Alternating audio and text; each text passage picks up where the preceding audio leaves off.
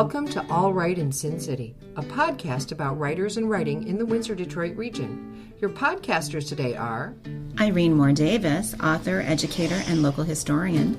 Sarah Jarvis, former bookseller, publishing rep, and literary festival chair. And me, Kim Conklin, Windsor-based writer and filmmaker.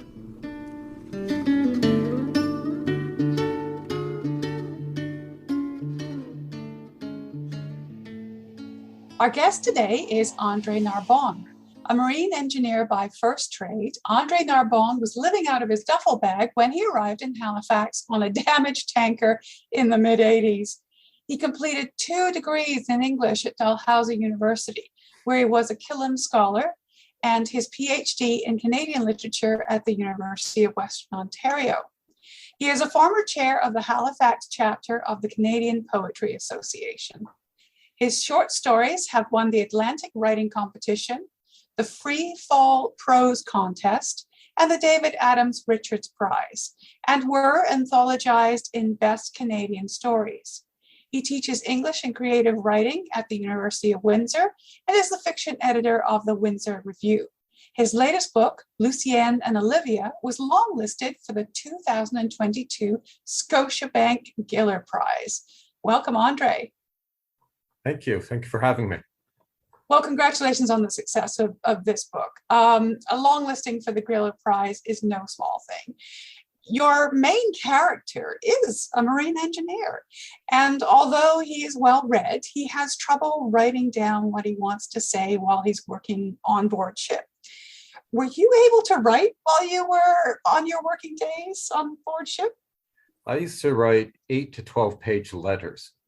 I was very much into letter writing because it was the 80s, and that was the best way to communicate. There was no cell phone, no way of talking on the phone. So I would write really long letters, just like the Victorians did. Did you find that was like writing laterally? Did your letters inspire any other kind of writing, or was it just all about the letters and the sharing of thoughts? Well, here's the story. One of the stories that I did quite well with, that was anthologized in Best Canadian Stories, is about something that happened to me. It happened on a ship. I was on a tanker. We were trying to get into Corner Brook, but we were icebound. And there was an icebreaker ahead of us, and it was stuck in the ice too. And after 3 days, one of the people on the icebreaker committed suicide. And he did this because his wife had told him, or his girlfriend, sorry, had told him that she was going to leave him. And he kept saying to her, and you could hear on the ship to shore, he kept saying to her, "Wait till I get home." And she kept saying, "Why wait? Why wait?" And this is a true story, I believe. And so I had written this in a letter to my friend Kathleen McConnell, a very good friend of mine, and I used to write her very long letters. And after some time when I was at Dalhousie, I wrote it down. I wrote it down rather feverishly. I kind of dreamt the letter, and I wrote it in 3 nights. This is very strange for me. It's not really the way I work, but I had this dream in which everything in the letter was happening. And so I wrote it, and the beginning of it knows the end, which is really quite surprising because I wrote it in 3 days in 3 distinct parts, all of them of equal length. So that won a number of contests. It was published in the Gagnon Review. It won the Atlantic Writing Contest, won the Best Canadian Stories. And I got in touch with Kathy. I said, "That letter I sent you, if I were you, I'd keep that." Who knows? It might mean something someday. And she got back in touch with me, and she said, "I've kept every letter you wrote to me. That one does not exist." That's wild. Wow. Well, speaking of the transition from letter writing into other types of writing, what kind of writing formats did you use to learn to become an author? What did you work on first? Was it always prose? Well, this goes back a long ways. I tried to write my first novel in grade 3. I was always a reader, and I was always engaged in conversation with the writers. I always felt that way as a child, and I come from a family of readers, and I'm the youngest of 6. So all these books passed to me, and we discussed books all the time. And that's really where my writing comes from, is from my siblings, from my conversations with them, from imagined conversations with writers. So I started writing prose. And then when I was in high school, I had a very lucky thing happen. My teacher was Peter Baltonsberg. He had a press called Moonstone Press. He published people like Penn Kemp. In fact, he brought her into the classroom. And one day he gave us Wayman in Love by Tom Wayman. And when I read that, I thought, holy smokes, you can do that? And another thing that happened was I walked into a store in St. Catharines downtown, where I was in high school. I walked into a store downtown, and I saw a magazine called Fiddlehead, and I bought it and I read it. And it absolutely changed things for me. So I used to spend long hours writing poetry when I was in high school. I didn't think I was weird at all. I didn't know that. I was just writing poetry, and I'd write my lines, and I wouldn't change anything. I just changed the length of the line and experiment and see how it sounded. How does the rhythm work with this? So basically I'm self-taught in everything, but I've had really good professors and the writers that I have admired.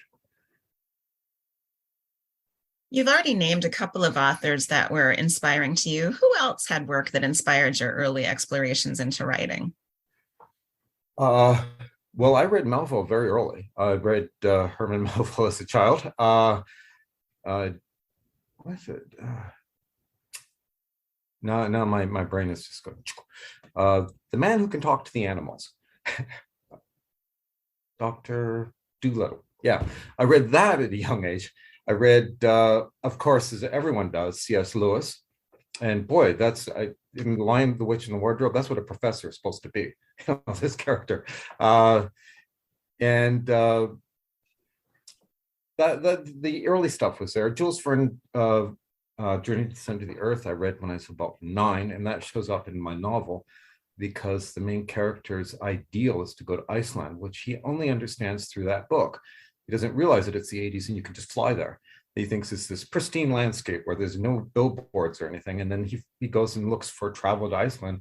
And the first thing he sees is the Reykjavik Holiday Inn, and he tears up a piece of paper. Yeah.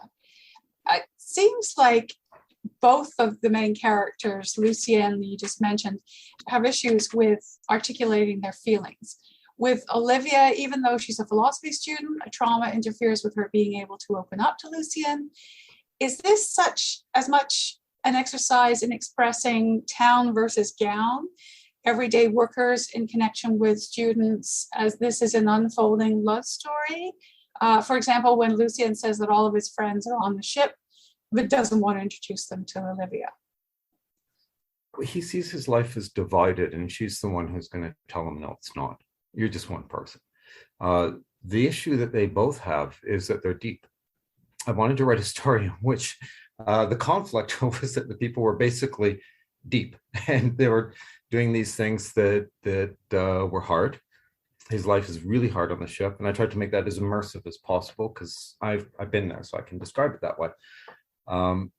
But these are people who are thoughtful, who find value in other people, and that's really their issue. Now, the thing about communication is interesting because I've always thought that I was writing about communication. From the earliest things I wrote, always in my stories, there are people who are talking to each other, but they're not. And that's just a basic trope. And I find that, and I look back and I say, oh, well, I was doing this back then. So I'm really interested in that, in whether or not it's really possible to fully communicate with each other. And I hope it is. That's a big hope. I hope we can all communicate with one another, but sometimes you do wonder, right? Yes. So there's also a lot of humor in the book. There's a hilarious scene in a bar during a blizzard with an open mic night, and Lucien's the only audience member. What was that? Maybe a little comment on poetry readings? We're not sure. And also each character who appears may or may not have a name, such as a bartender in the scene, and he gets to initiate a discussion about art. How did you approach the complexity of including so many characters in a relatively short book? Well, I do satirize everything I believe in. I do that as a matter of course. And if you'll notice, my feelings about Halifax, the town that I revere, are quite ambivalent. And so it is with the characters and what they're doing.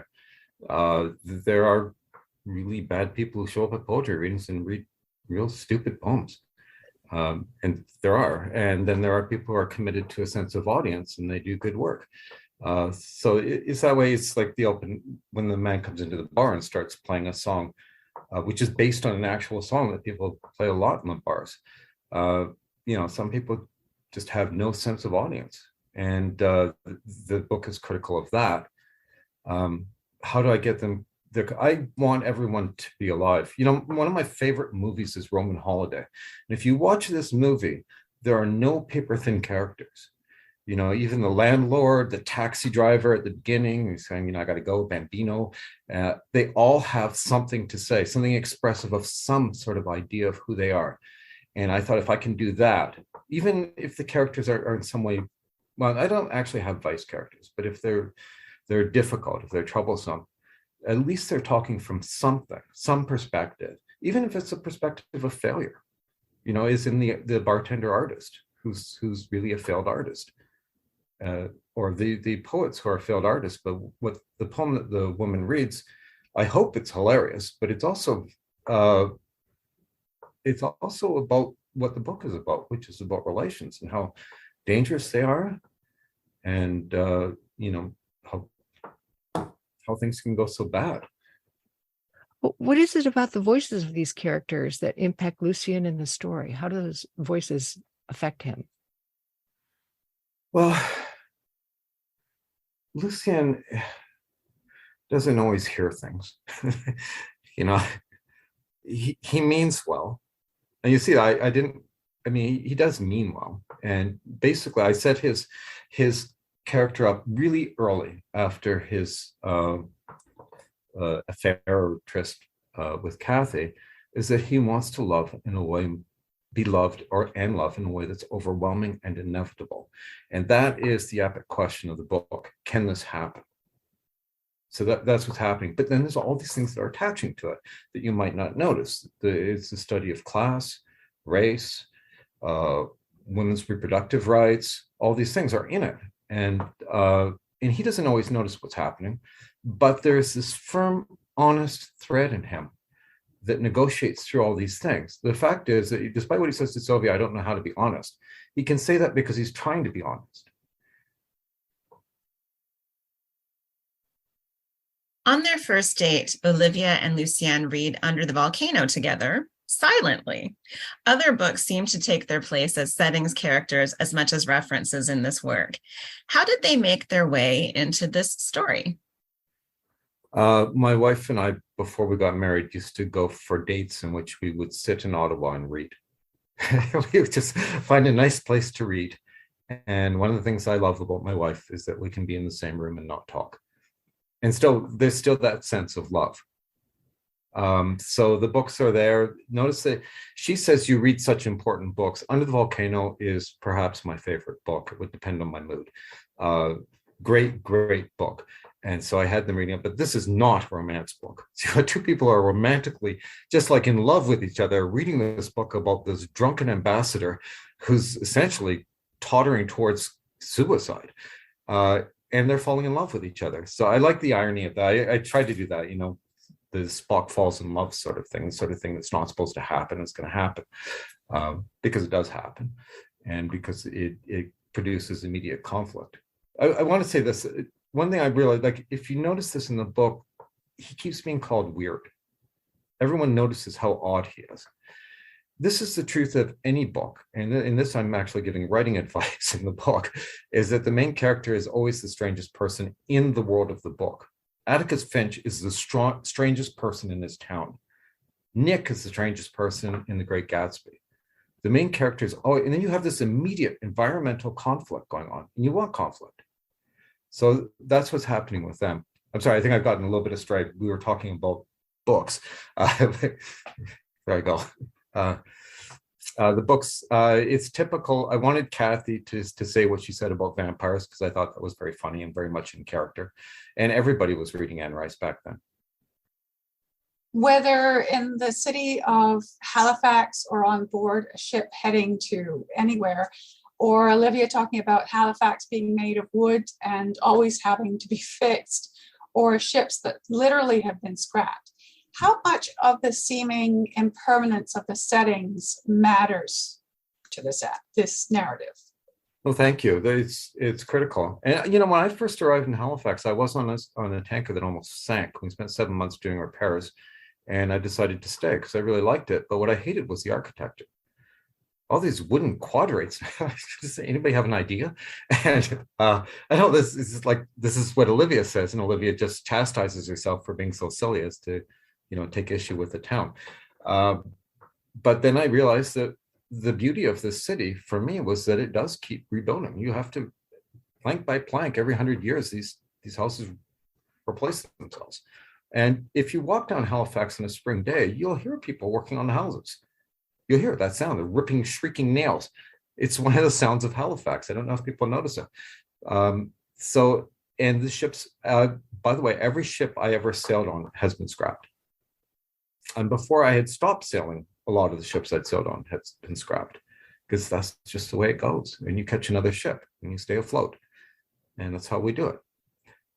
So Halifax is always, in a sense, moving in place. It's just regenerating. Yeah. So that's the beauty of it, I think. Downtown now, it's Tinseltown.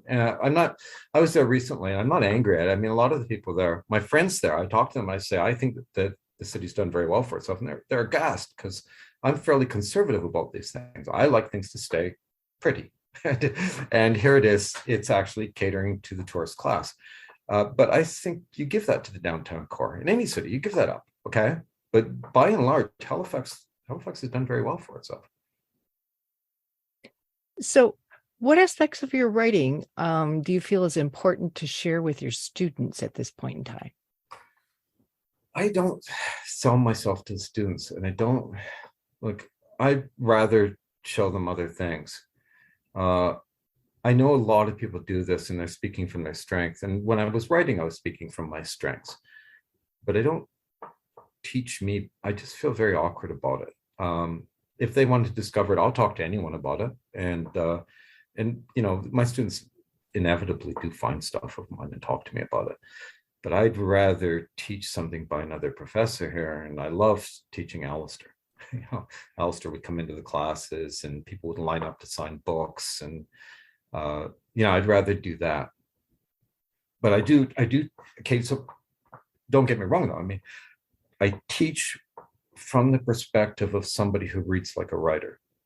I'm always interested in how things are manufactured. It's a magic show. There's tricks going on, and how do the tricks work? Why am I being manipulated? What's the point of this? What have I not noticed that has actually led me to think about something? And sentimental fiction is by nature political. It gets you to believe in things you wouldn't normally think about. So at the end of my novel, if you want these two people to get together, then you're okay with the fact that there's an abortion. You've accepted that. You've accepted that she's brown and he's white. You've accepted that she's 10 years younger than he is. If you want them to get together, and that's what I was doing. What are you working on now? Well, I have a collection of short stories which is done, which I'm putting into shape. I'm working on a book, a critical work about a scholar whom I admire, Archibald MacMecken. He died in 1933. Not a lot of work has been done on him. That's really my focus right now. And because this book of short stories is done, I'm just making sure it's the best book I can do. I want every book to be better than the last one. I don't plump them out. I'm okay with just, like, Alistair only published 3 books. It's not like I need to get 60 books out. I just want to get something really good out. And I'm working on a novel as well. I finally got my epic question. I knew the characters, I knew scenes of it, and I thought, okay, so what's it about? And I went back to Lucien Olivia, and the epic question is, can you be loved that way?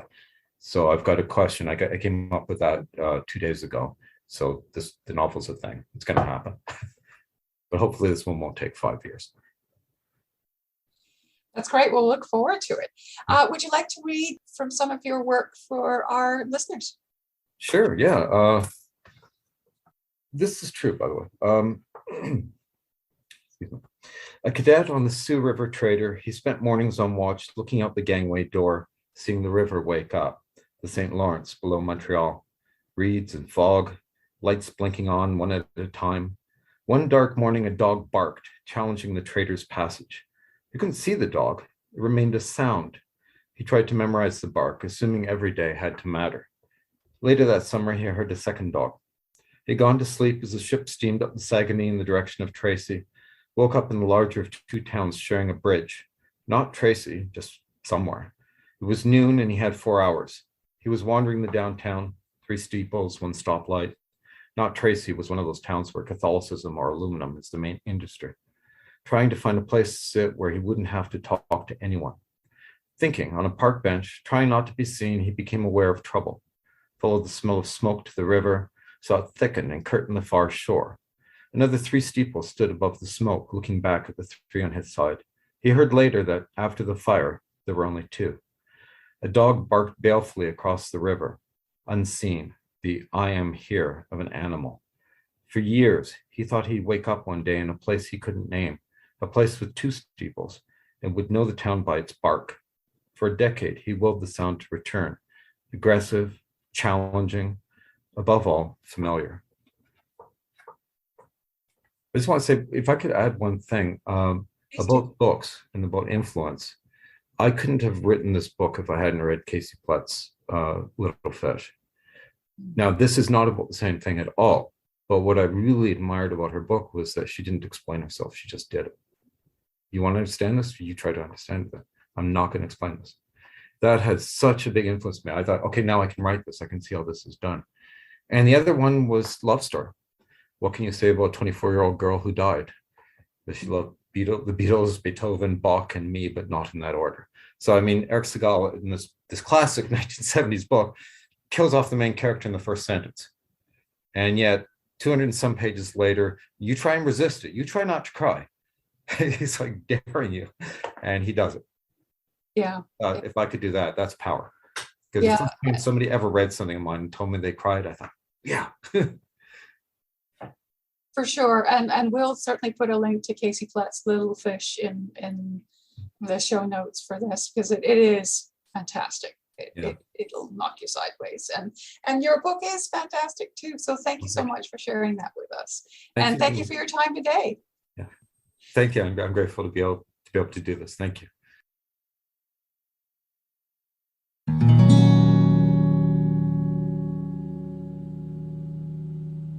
We have a new segment on our show this season. Occasionally, we'll introduce enterprising local authors with some information about them and their books, and perhaps a short reading by them. In this episode, we're sharing a reading by Edmond Gagnon. Brown hung up the phone and heard a commotion in front of the Greektown Hotel. A hysterical woman was being restrained by a uniformed cop. The detective walked across the street and under the canopy covering the entrance to the hotel. Eyeing the sobbing female, Abigail assumed she was about to meet the victim's widow. The woman told the detective she and her husband, Joel Humboldt, were staying at the hotel. They fought, and he went for a walk to cool off. Brown led Mrs. Humboldt into the hotel lobby. They went over everything from earlier in the evening. The couple lived in Farmington Hills and decided to stay the night after having dinner and too many drinks. Everything went well until a discussion over her husband's business turned sour. From his physical description and clothing, Detective Brown was sure the victim was Joel Humboldt. When the wife broke down crying again, Abigail texted Cowper and asked if he could send her a photo of the victim to confirm the identity. To distract the grief-stricken woman, Brown asked if she could take a quick look around her hotel room. Once inside, Mrs. Humboldt went directly to the bathroom and vomited. Abigail wasn't sure if it was from grief or alcohol. The woman reeked of booze. There were 2 wine bottles on the table, one empty, the other almost. The rest of the room was tidy with no signs of a struggle. The lack of luggage confirmed the couple's last-minute decision to spend the night. The detective found nothing suspicious in the room. When all was quiet in the bathroom, Brown asked the female cop who came with him to check on the woman. She considered Mrs. Humboldt as she exited the bathroom. She resembled the walking dead. Brown asked if there was anyone they could call, but the widow claimed she needed sleep and would take care of all that later. Mrs. Humboldt dropped onto the bed and passed out. Abigail returned to the crime scene before heading back to the office. The black curtain of night had started its retreat. Layers of indigo and burnt orange heralded the new day. After being up all night, sunrise was difficult to manage. Gravity worked at her eyelids. Since she had paperwork to complete, she stopped to grab a coffee. It would give her the jolt needed to finish the report before the lieutenant arrived for the day shift. The hot black liquid was a stinging reminder Abigail was still alive. Too bad Joel Humboldt couldn't say the same. Thanks for joining us. Look for more episodes of All Right in Sin City wherever you listen to podcasts, or check out our website, allrightinsincity.com. For information and announcements of new podcasts, sign up to our email list or follow us on Facebook and Twitter.